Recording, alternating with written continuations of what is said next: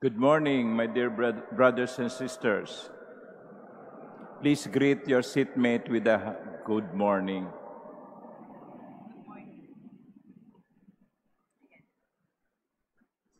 Did you miss me? I followed the Manila Cathedral online mass and some people were asking, where is Monsignor Rolly? Nagbakasyon lang po. And kung si Jesus ay umakyat sa langit ngayon, kahapon ay bumaba ako mula sa eroplano. And you know, I'm very happy because even abroad, I meet people who are telling me, Father, we are following you online. They are attending our Manila Cathedral Masses.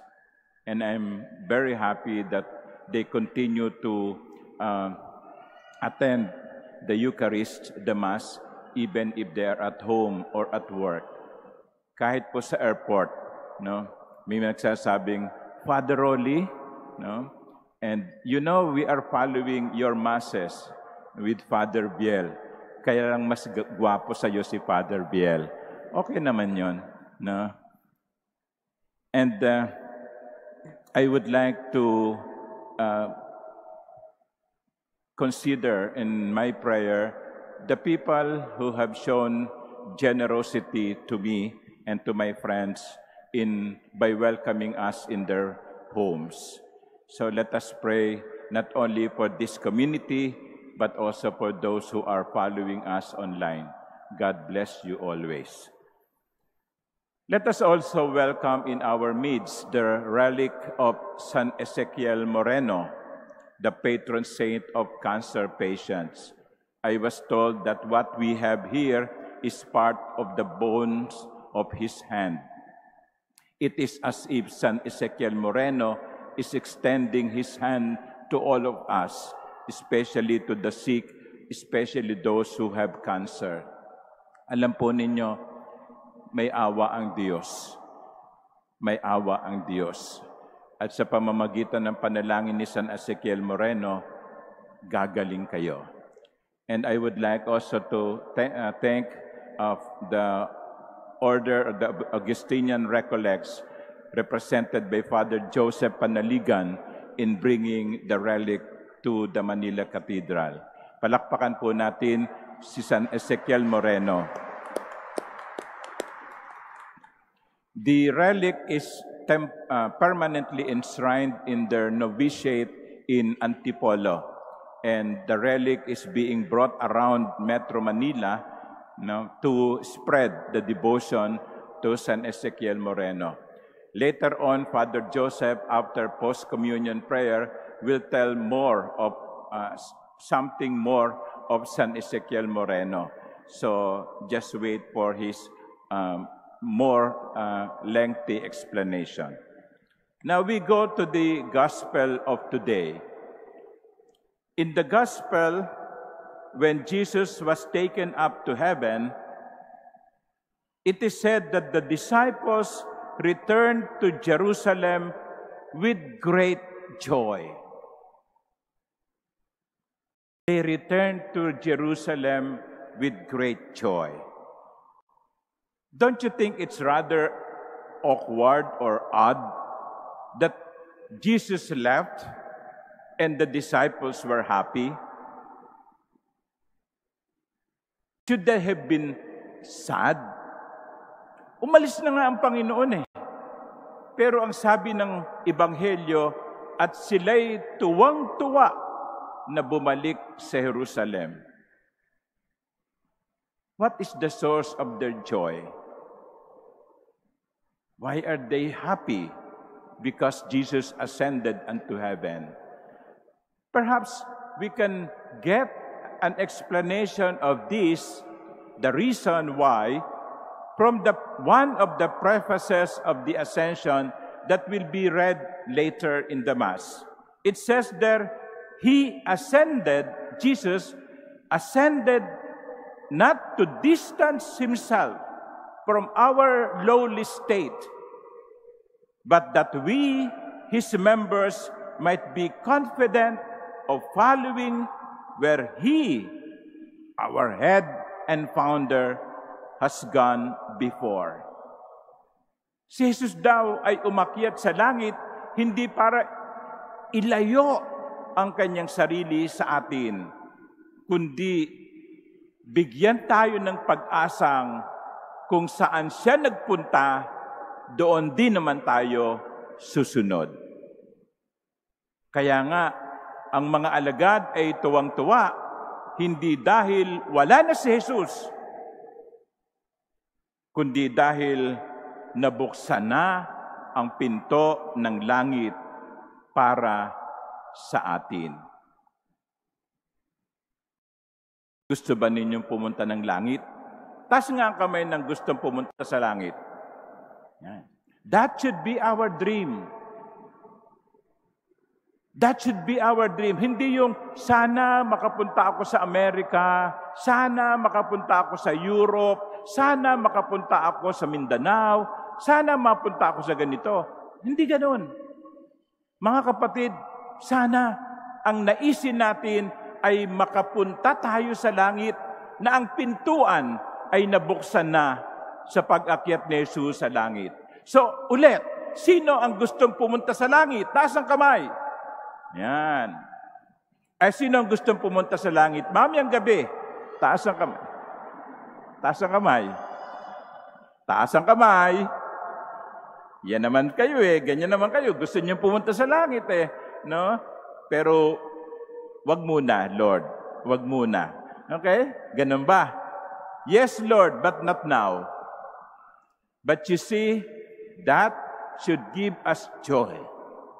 That should give us hope that at the end of this life, after all the sufferings and challenges and problems that we endure, the end of our life will not be nothingness, but full happiness in heaven. Amen? Chinecheck ko lang kung gising pa kayo. But my dear brothers and sisters, I would like also to focus on the first part of the first reading.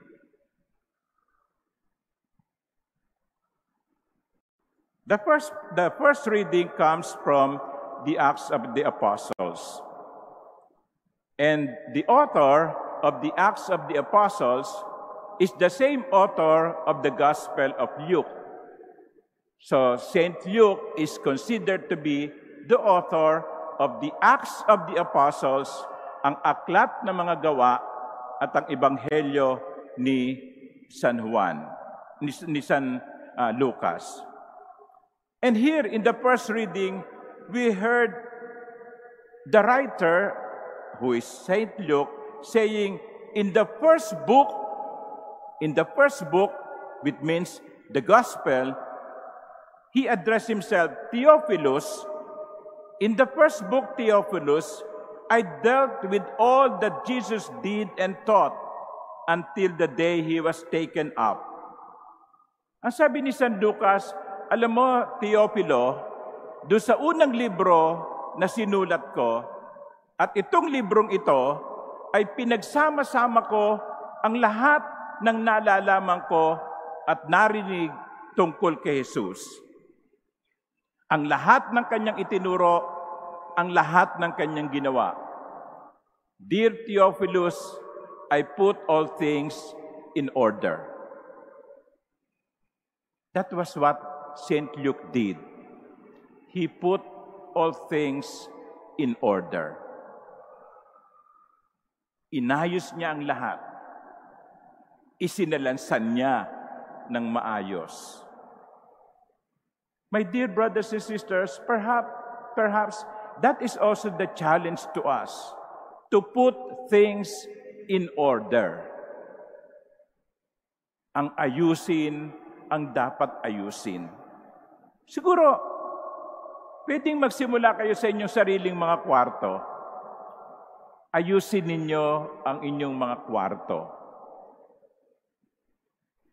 Yung mga bagay na hindi nyo kailangan ipamigay. Yung mga bagay na maayos, gamitin. Ang problema, no, yung kwarto natin ang gulo-gulo.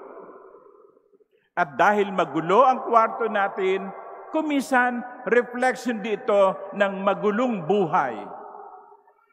Magulong buhay. Bali-baligtad. Topsy-turvy. Ayusin natin ang ating kwarto. Ayusin natin ang ating bahay. Ayusin natin ang ating buhay. St. Luke did put things in order. May magulo, inayos.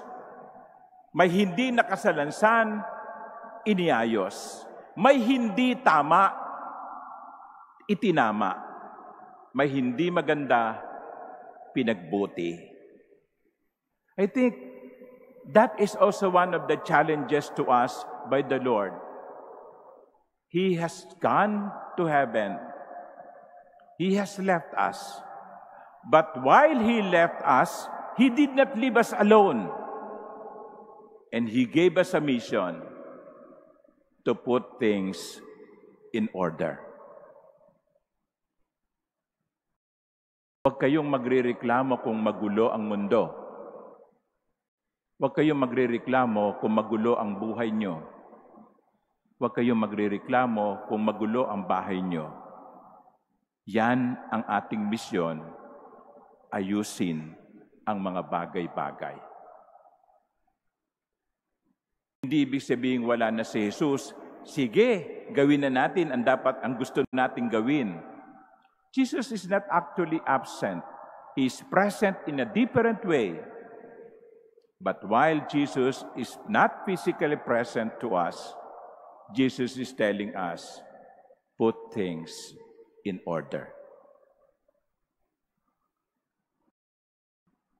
Anong dapat ninyong ayusin sa buhay nyo? Anong dapat nating ayusin sa buhay natin?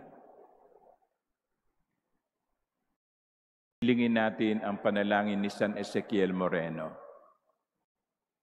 Sa kanyang kasimplihan, inayos niya ang buhay hindi lamang ng kanyang sarili, kundi ang buhay ng ibang tao. Like St. Luke, let us put all things in order. Amen.